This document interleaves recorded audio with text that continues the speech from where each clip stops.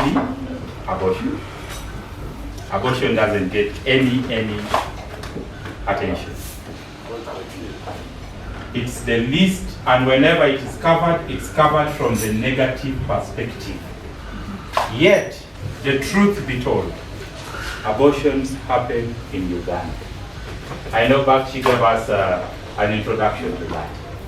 And please feel free to ask the panelists more questions when they come in forward, but abortion happens in this country.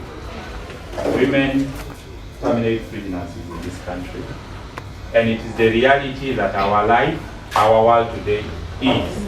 When a woman is denied the right to terminate a pregnancy, or when the system blocks, or when the government restrains it, once a woman has made that decision, she will do anything and everything that will enable her to achieve those results. That's why you will hear somebody saying they took detergents to try to terminate a pregnancy, Omo, jig, etc., etc. So why is it important that we need to get media coverage right on abortion? First of all, we need to treat abortion as a human rights issue. Abortion discussions need to take the human rights angle.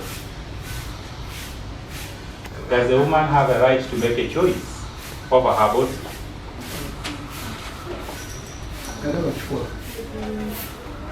Right or wrong?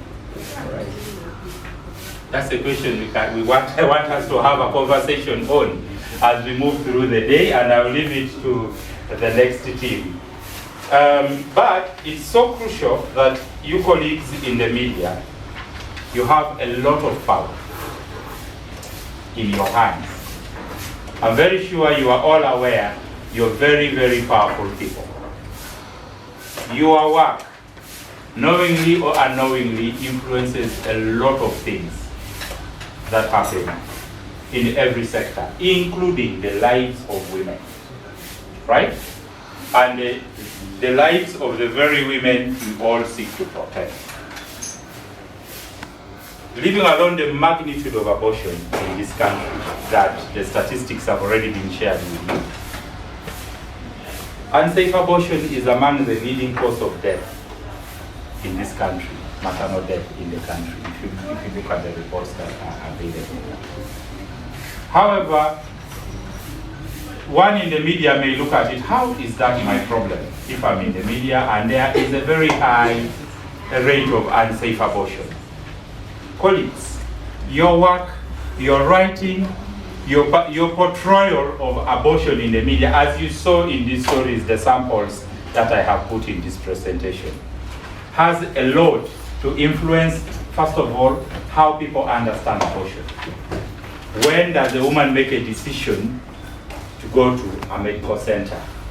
Is influenced by your writing, is influenced by the stories you air, is influenced by the opinions you share in the newsroom. So it's important your stories subject some of these women into shame and hide, because they are seen in the negative light of how it has been portrayed. So that is also a huge, huge challenge, that it is critical that you as the media leaders of this, media personnel of this country, that as you cover stories, whether before you punch in the headline that a doctor arrested or a doctor charged or this or that, think about the impact beyond the byline that you will get. You are influencing how the next woman, who might be your mother or your sister or my daughter, will seek and get care, right? Because this may scare a doctor from even attending to somebody who is bleeding, and that bleeding may lead to death.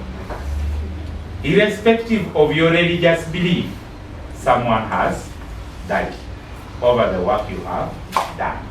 So this coverage is why we brought ourselves here today. That can we have a conversation?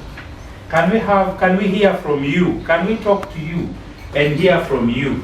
And hear from the stories from the field, from the implementing partners here who are doing an amazing work to support women and girls. how can we get our coverage right?